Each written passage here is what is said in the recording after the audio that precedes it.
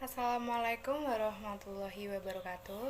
Halo semuanya, perkenalkan nama saya Jessica Tia Sandra, NIM 1705520003. Saya dari Universitas Tikubang Semarang, jurusan akuntansi S1. Nah, kali ini aku mau membahas mata kuliah eh, akuntansi forensik dan audit investigasi. Jadi, wawancara dan interogasi itu merupakan suatu teknik atau alat investigasi yang sangat penting. Nah, tapi di sini banyak banget orang, termasuk yang sudah profesional dalam bidang penyidikan atau interogasi, itu mengacaukan istilah wawancara atau interview dengan istilah interogasi atau interrogation.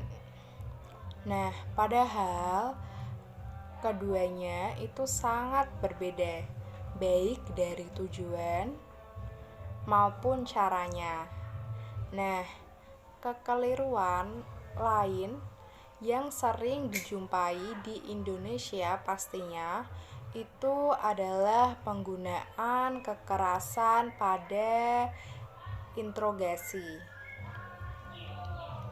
Nah, penyidik itu menggunakan taktik kekerasan itu untuk memaksa pengakuan dari pelakunya.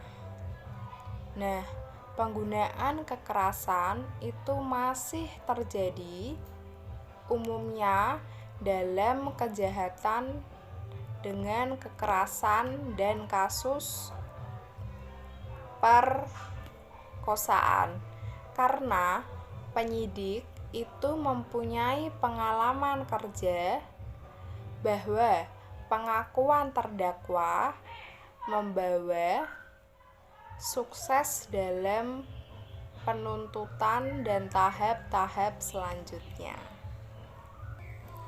Nah, penggunaan kekerasan untuk memaksa terdakwa mengakui kesalahannya itu terkadang terungkap. Di sini penggunaan kekerasan fisik dalam penyidikan kasus kejahatan kerah putih atau white collar crime dan kasus-kasus tindak pidana korupsi di Indonesia itu tidak terdengar sama sekali. Perilaku menyimpang dari penyidik dalam kasus kejahatan kerah putih lazimnya berupa pemerasan. Nah, harusnya itu pemeriksa kecurangan atau investigator itu mengerti sepenuhnya wewenang yang dipunyai lembaganya.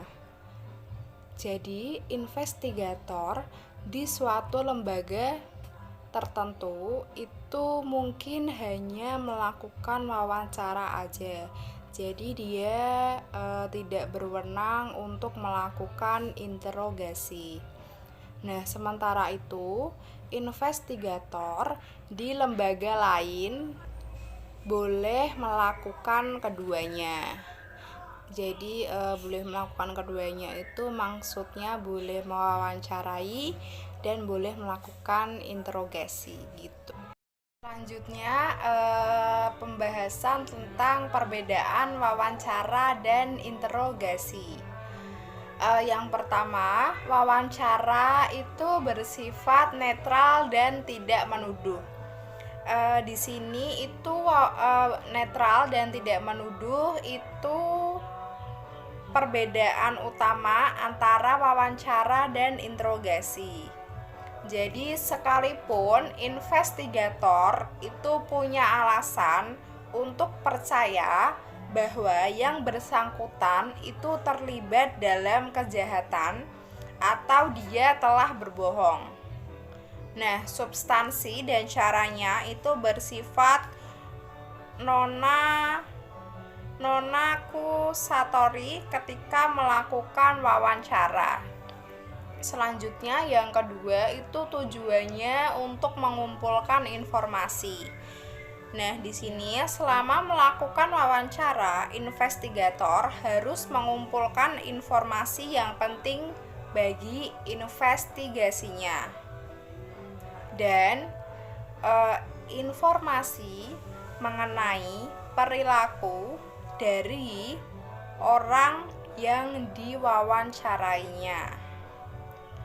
Nah, jadi contohnya itu tanyanya apa hubungan antara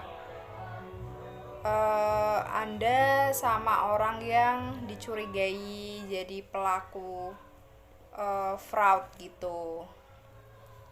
Nah, selanjutnya wawancara dapat dilakukan pada awal investigasi. Itu karena tujuan wawancara adalah tadi mengumpulkan informasi. Tentunya semakin banyak informasi yang diketahui pemeriksa sebelum wawancara dimulai itu semakin baik. Terus wawancara itu terkadang melakukan pemaksaan meskipun baru mempunyai gambaran. Gambaran itu maksudnya gimana sih? Jadi gambaran kasar tentang bagaimana kemungkinan kecurangan atau fraud itu dilakukan, atau bahkan sebelum pemeriksa dapat mengidentifikasi bukti yang harus diperolehnya. Selanjutnya, wawancara dapat dilakukan dalam berbagai lingkungan atau suasana.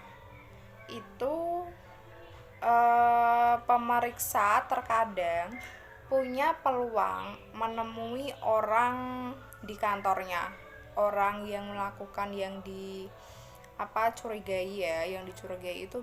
Jadi kita yang sebagai pewawancara itu bisa ke kantor yang orang yang sedang dicurigai gitu, atau dalam perjalanan dari tempat makan siang di sudut jalan gitu. Jadi kayak nyamperin gitulah kasarannya. Nah, memang idealnya pada yang ini, perbedaan yang ini itu idealnya wawancara dilakukan dalam suatu ruangan khusus. Selanjutnya, wawancara itu seharusnya bersifat cair, tidak terstruktur, dan bisa melompat dari satu produk ke pokok pembicaraan lain. Artinya itu sebelum wawancara dimulai, pemeriksa itu harus mempunyai gambaran mengenai informasi apa yang ingin dikumpulkan. Terus si pewawancara itu tidak boleh kaku. Selanjutnya dia harus mengembangkan pertanyaan atas informasi yang diterima selama wawancara berlangsung. Terus perbedaan yang terakhir itu mencatat hasil wawancara dari awal sampai akhir. Jangan sporadis. Kadang-kadang itu dicatat, kadang-kadang tidak. Nah, mencatat secara sporadis itu memberi kesan kepada yang diwawancarai bahwa jawaban tertentu penting sehingga dicatat oleh investigator. Nah, ketika ditanyakan pertanyaan lain yang terkait dengan jawaban yang dicatat, itu dia menjadi ekstra hati-hati. mencatat secara sporadis akan menghambat arus informasi selama wawancara. Nah, selanjutnya yang interogasi. Kalau yang interogasi itu bersifat menuduh. Maksudnya gimana sih bersifat menuduh itu? Jadi maksudnya itu seseorang yang bersalah itu tidak akan memberikan keterangan secara jujur, tapi jika yang menginterogasi itu yakin kalau dia itu punya keyakinan tentang kesalahan si pelaku, itu pasti nantinya yang diinterogasi itu akan mengaku dan tidak akan berbohong. Nah, jadi yang diinterogasi itu tuh semakin yakin bahwa sikap yang harus diambil itu adalah membantah keterlibatannya. Gitu. Jadi kayak misalnya kita membandingkan pertanyaan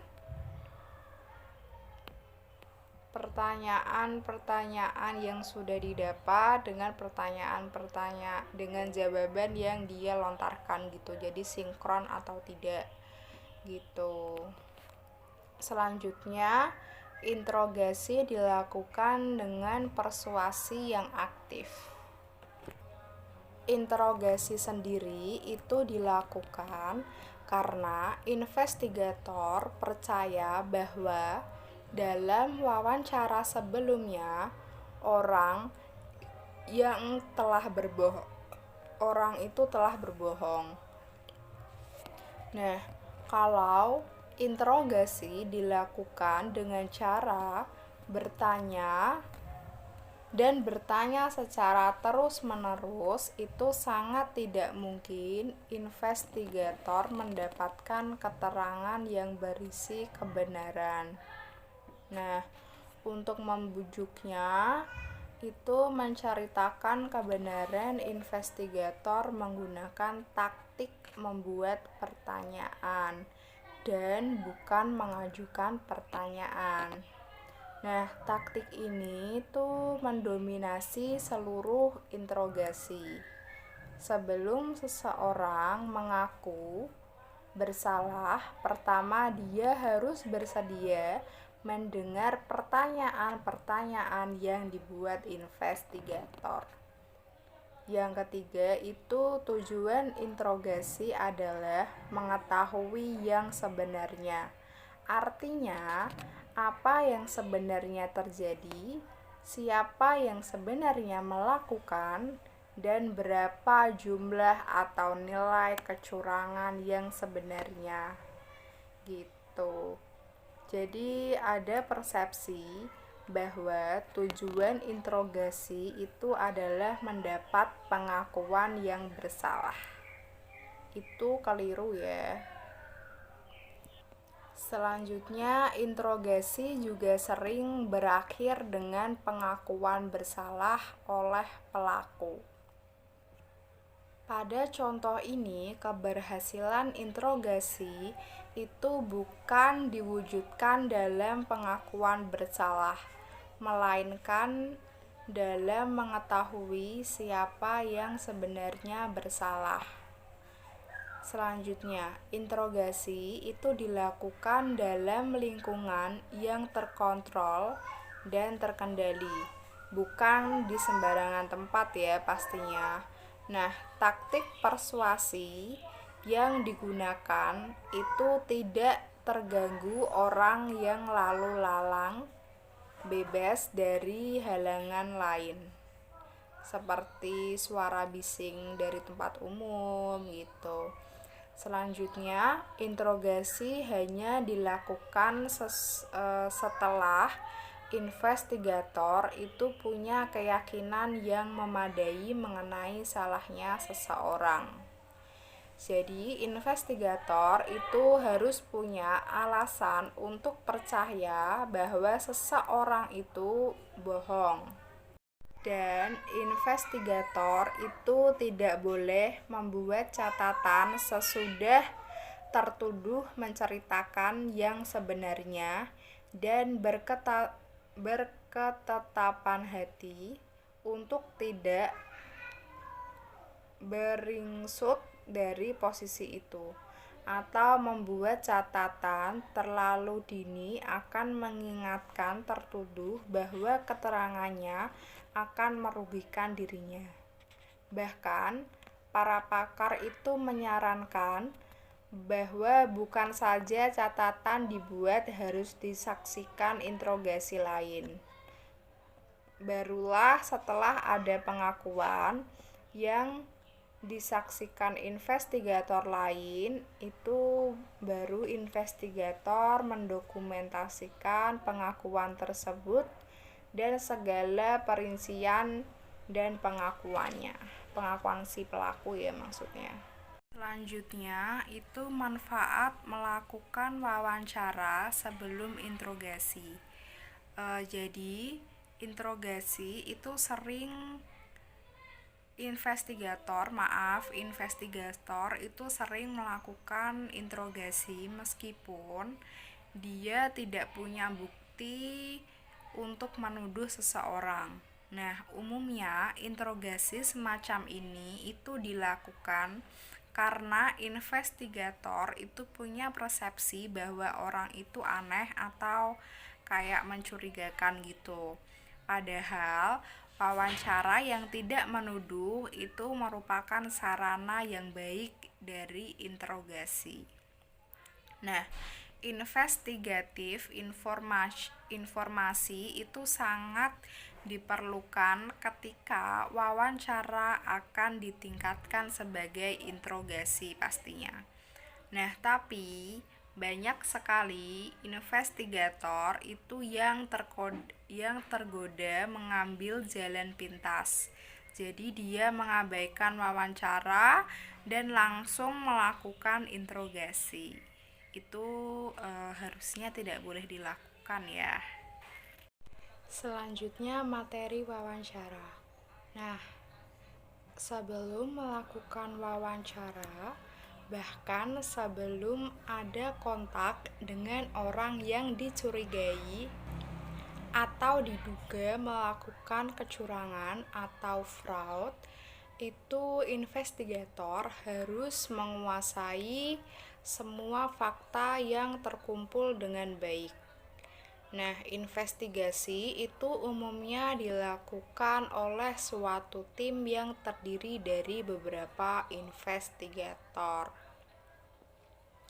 Selanjutnya, tim itu bersama-sama menganalisa, menebatkan fakta-fakta yang terkumpul dan membuat rekaan atau dugaan sementara.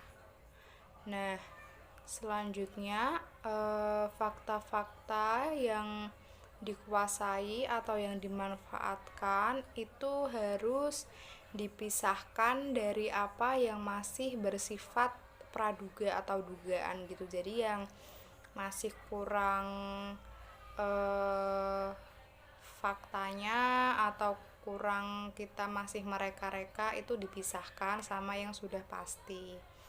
Nah, wawancara itu harus dimulai dengan orang-orang yang diduga paling kecil menjadi pelaku atau ikut serta dalam melakukan kecurangan atau fraud. Nah, dilanjutkan dengan orang-orang yang karena alasan pribadi ingin menjadi whistleblower dan diakhiri dengan mereka yang diduga menjadi perencana atau otak dari tindak pidananya. Jadi yang paling terakhir itu orang yang diduga kuat jadi dalam melakukan kecurangan itu sendiri. Selanjutnya, nah, tapi seringkali itu ketika tidak ada bukti yang kuat mengenai pelaku atau bukti petunjuk, itu jangan diabaikan ya bukti petunjuknya. Contoh, misalnya kecurangan itu terjadi di bank. Nah, di mana rekening koran itu nasabah-nasabah tertentu didebet, padahal mereka tidak melakukan pengeluaran apapun. Dari segi pemrosesan cek di bank itu, ada petunjuk bahwa teller tertentu yang melakukannya. Namun, secara kebetulan teller itu adalah istri orang kaya. Ia sendiri mempunyai tabungan dengan saldo yang lebih besar dari jumlah kecurangan. Selanjutnya, seseorang investigator itu mungkin saja menjadi begitu yakin dengan fakta yang diterima dari seseorang.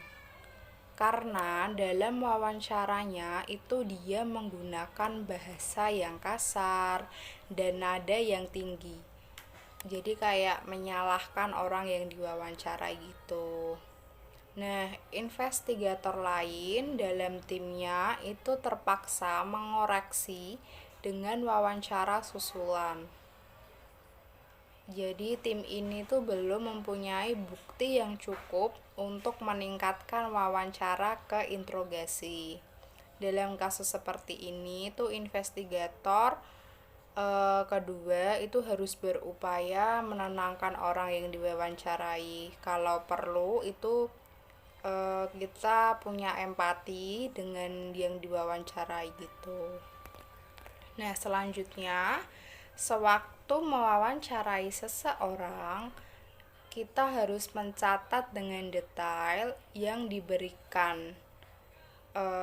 Omongan orang tersebut itu harus dicatat tanpa menginterupsinya.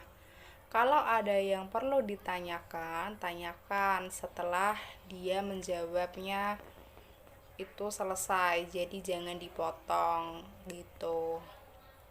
Selanjutnya, beri kesempatan seluas-luasnya kepada orang yang diwawancarai. Itu untuk apa sih? Ya untuk memberikan detail dan keterangan yang diberikan dengan caranya.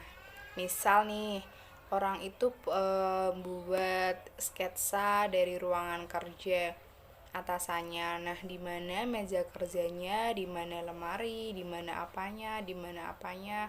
Nah, ciri-cirinya itu kita harus perhatikan dengan detail biar tidak ada kesalahan.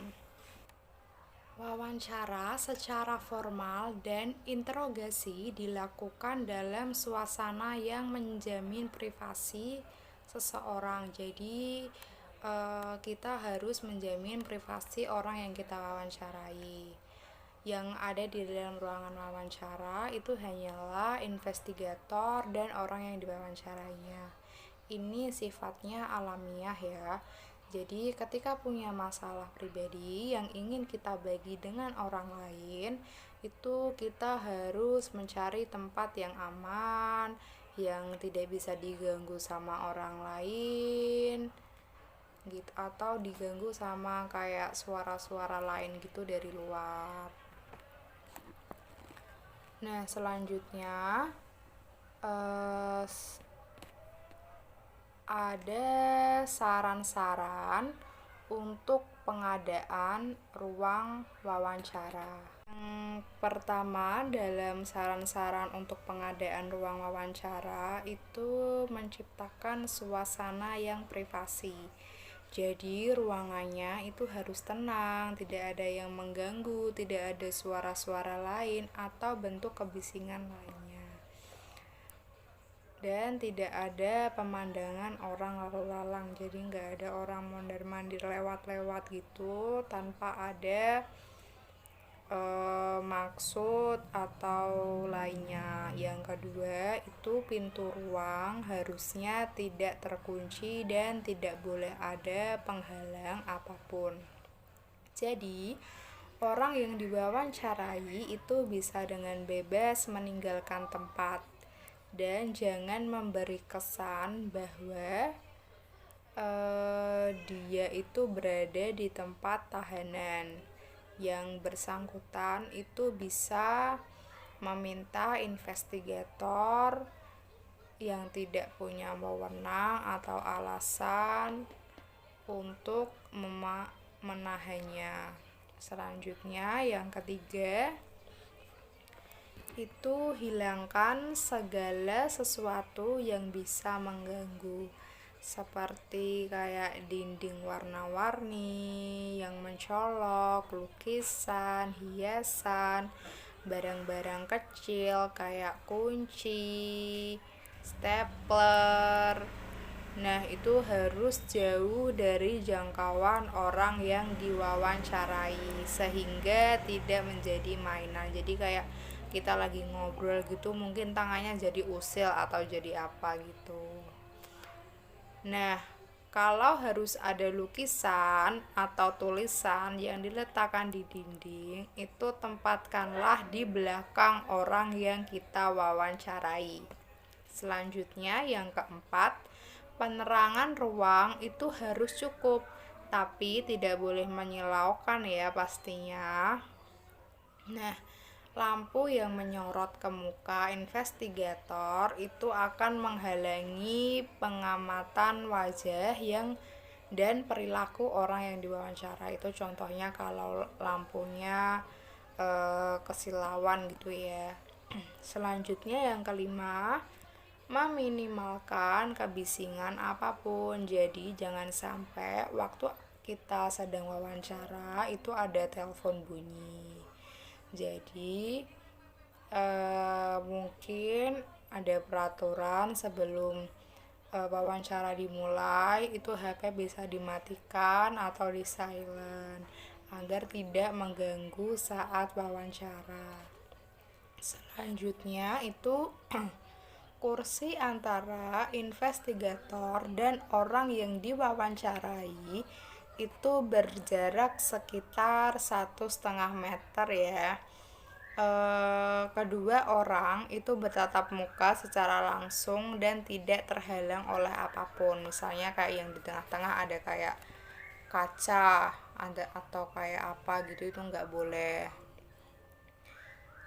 Dan kursi itu lebih baiknya itu beroda. Jadi kursi tersangka itu tidak dikenakan tahanan. Nah, kursi tersangka itu ditempatkan di dekat pintu ya kalau bisa, atau dengan akses yang mudah ke pintu.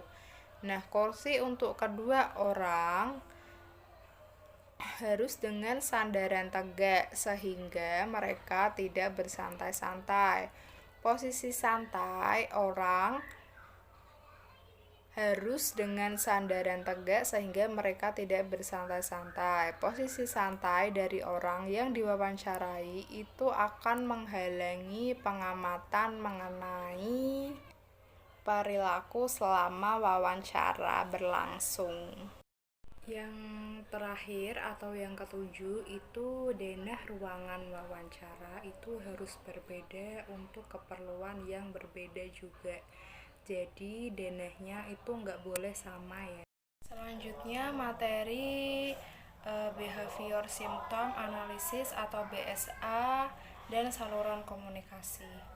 Nah, secara harfiah, behavior symptom analysis itu diartikan sebagai analisis gejala perilaku. Ada beberapa tingkat atau level saluran komunikasi. Makna sebenarnya dari ucapan-ucapan seseorang itu diperkuat atau diubah oleh berbagai saluran tadi seperti kegagapan, sikap tubuh, gerak tangan, mimik wajah, atau nada suara. Aku mau membahas 3 tingkat saluran yang kita gunakan untuk berkomunikasi. Yang pertama itu ada verbal channel. Verbal channel ini ucapan yang dikeluarkan dari mulut seseorang, pilihan kata dan susunan kata-kata yang digunakan untuk mengirimkan pesan.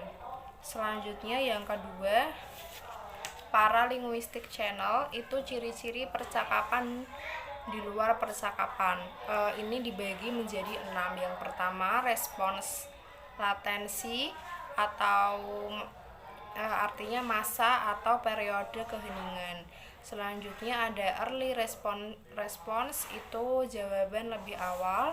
Selanjutnya respon lag itu panjangnya jawaban. Yang keempat, respon delivery itu penyampaian jawaban. Yang kelima, continuity of the response itu kelanjutan dari jawaban. Dan yang terakhir, erasure behavior itu perilaku penghapusan. Lalu yang ketiga itu ada non-verbal channel, itu sikap tubuh, gerak tangan, dan mimik wajah. Selanjutnya aku mau membahas macam-macam paralinguistic channel. Yang pertama itu respons latensi, artinya masa atau periode keheningan. Jadi ini tuh menunjukkan rentang waktu antara kata terakhir dari pertanyaan investigator dengan kata pertama dari jawaban subjek. Selanjutnya itu ada early response atau jawaban lebih awal. Nah, umumnya jawaban lebih awal itu merupakan reaksi dari subjek yang jujur dan terlanjur gugup pada awal wawancara.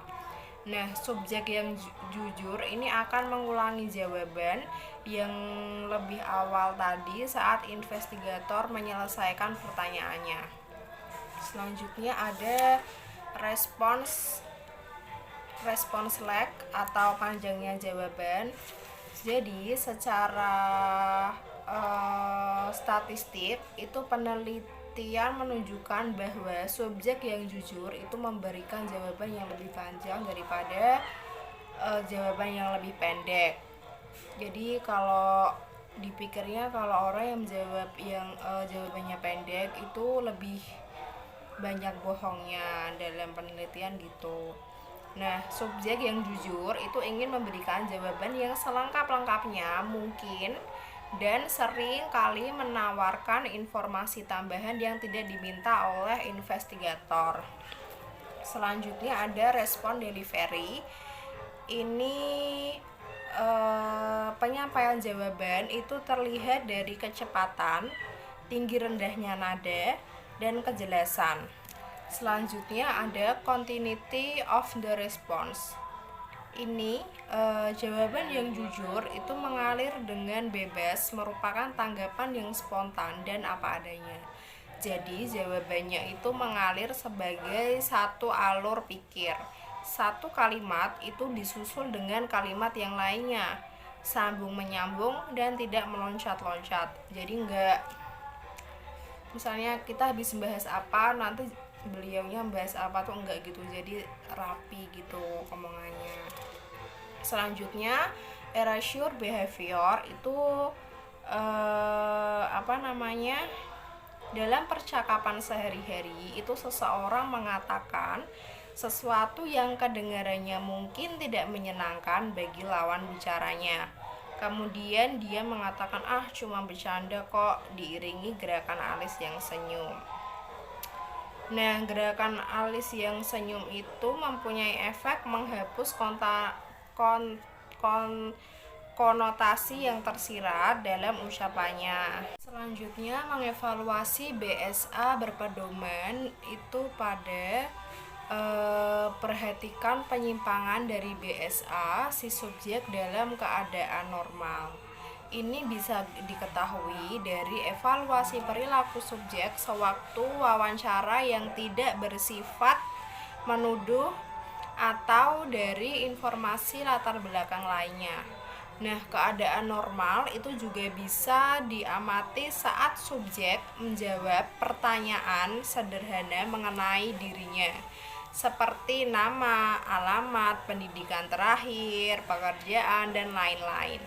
Selanjutnya, semua indikasi perilaku perlu diamati kapan terjadinya dan seberapa sering terjadi. Yang terakhir, untuk menjadi indikator yang andal, perubahan perilaku itu harus terjadi ketika subjek mendengar pertanyaan atau akan memberikan jawabannya. Nah, dan perilaku ini itu berulang ketika pertanyaan serupa diajukan. Karena itu, kesimpulan mengenai BSA harus menyeluruh, bukan satu atau dua pertanyaan dalam wawancara saja. Selanjutnya, interogasi. Sebelum melakukan interogasi, investigator itu harus mengetahui secara mendalam semua informasi investigatif yang relevan tentang kejahatan si pelaku ya, termasuk informasi dan saksi-saksi. Nah, informasi itu mengenai bagaimana kejahatan dan tersangkanya itu terungkap. Nah, informasi latar belakang mengenai tersangka yang akan diinterogasi dan tersangka lainnya. Selanjutnya, investigator itu bisa berhadapan dengan tersangka yang emosional atau tidak emosional. Nah, di sini subjek yang emosional itu akan mengalami perasaan bersalah dengan penyesalan yang mendalam atau remorse. Yang kedua itu mental anguish atau ketenangan batin yang sangat terganggu. Yang ketiga itu trouble conscience atau hati nurani yang terusik. Nah, sepanjang interogasi itu perilaku mudah dikenal ya, mudah terhanyut secara emosional oleh ucapan dan tindakan investigator. Postur tubuhnya itu juga tidak kaku, lebih terbuka, matanya berkaca-kaca, dan tidak menyilangkan lengan atau tungkainya. Tapi kalau subjek yang non-emosional itu dia tidak merasa ada beban sama sekali. Terus hati nuraninya itu tidak terusik dengan kejahatan yang dilakukannya atau konsekuensi dari kejahatan yang dilakukan. Ini sangat berbeda dari subjek yang emosional ya, pastinya yang non-emosional. Nah, sikap emosional yang cuek itu merupakan hasil dari gangguan kepribadian yang antisosial. Ini cerminan dari akumulasi sukses dalam berbohong di masa lalu. Nah, berhasil terhindar dari hukuman yang harusnya diterima dalam kejahatan kerah putih. Selanjutnya, subjek yang non-emosional itu membiarkan investigatornya itu berbicara panjang, lebar, sampai berbuih-buih. Dia sendiri itu tidak bergeming, posturnya tertutup dan defensif. Terus ciri-ciri yang menonjol dari tersangka yang non-emosional itu adalah kokoh, tidak terbawa arus emosi, tidak termakan oleh kata atau tidak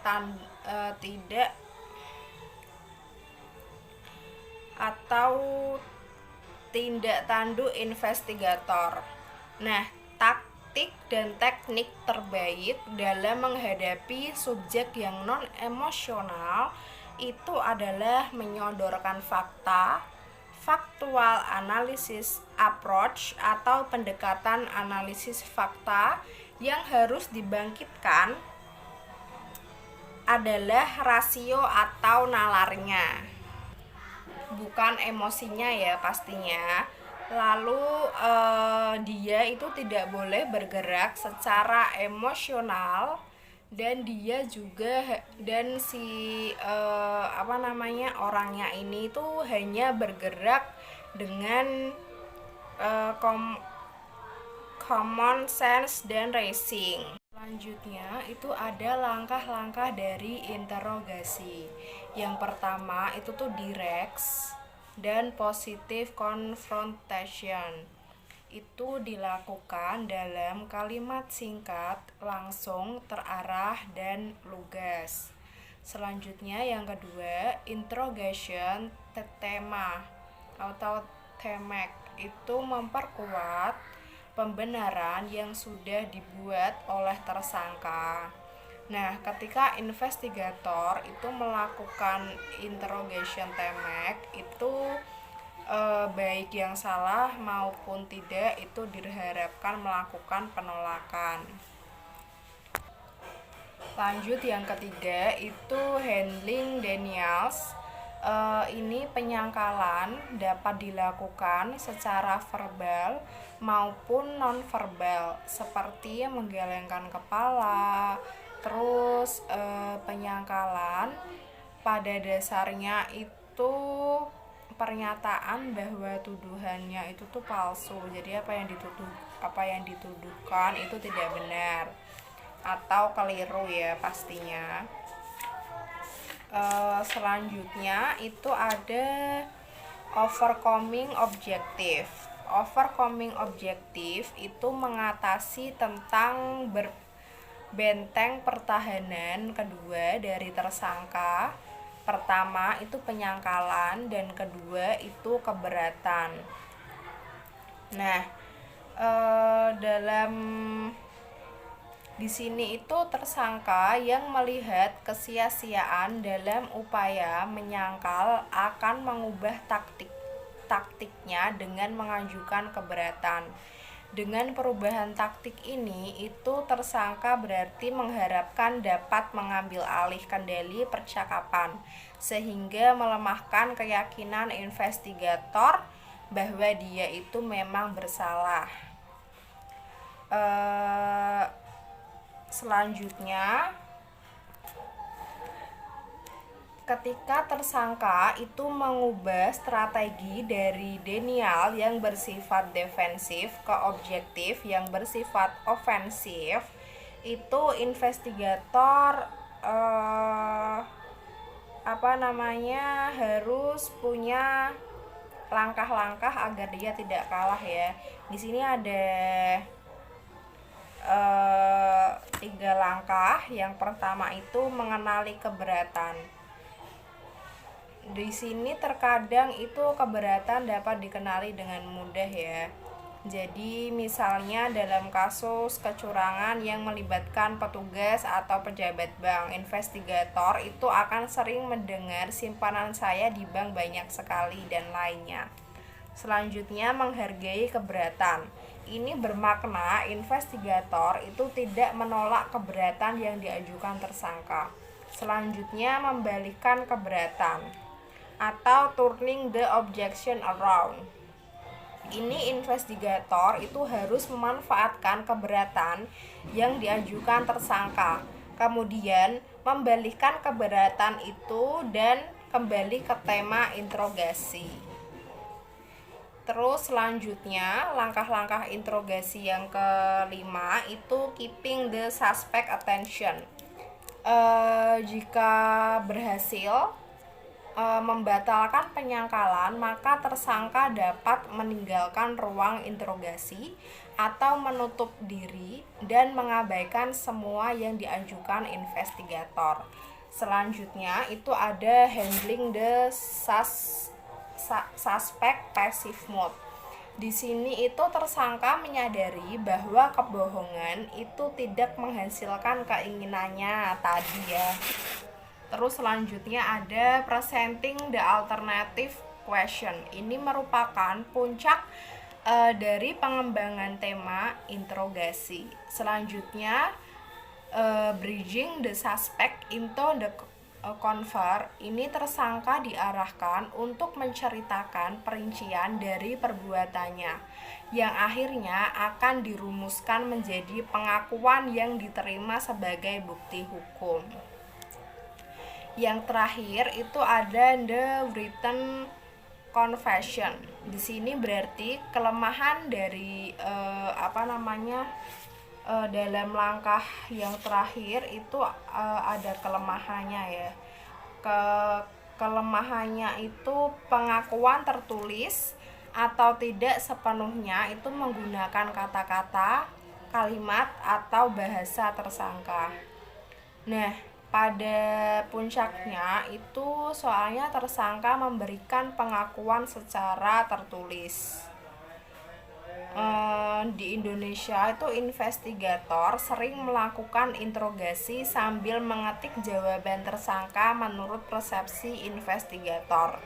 Nah, pada akhir interogasi itu tersangka diminta menandatangani berita acara pemeriksaan. Alhamdulillah akhirnya materi yang saya jelaskan itu sudah selesai, dan semoga materi yang saya jelaskan itu bermanfaat ya, dan semoga buat kalian yang nonton ini yang belum paham akan materi wawancara dan interogasi itu setelah menonton tayangan ini bisa lebih paham.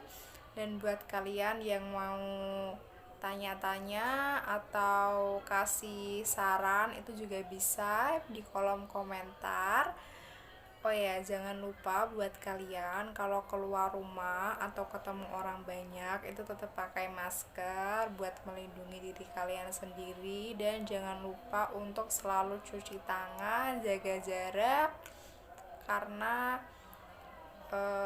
itu yang bisa kita lakukan untuk menjaga kesehatan kita dan agar kita bisa terhindar dari wabah COVID-19 ini. Dan semoga wabah ini bisa cepat selesai, dan pada awal tahun besok semoga kita bisa berjumpa lagi dalam keadaan sehat, bisa masuk kuliah, kerja, atau sekolah seperti semula lagi, tidak online lagi ya. Thank you. Wassalamualaikum warahmatullahi wabarakatuh.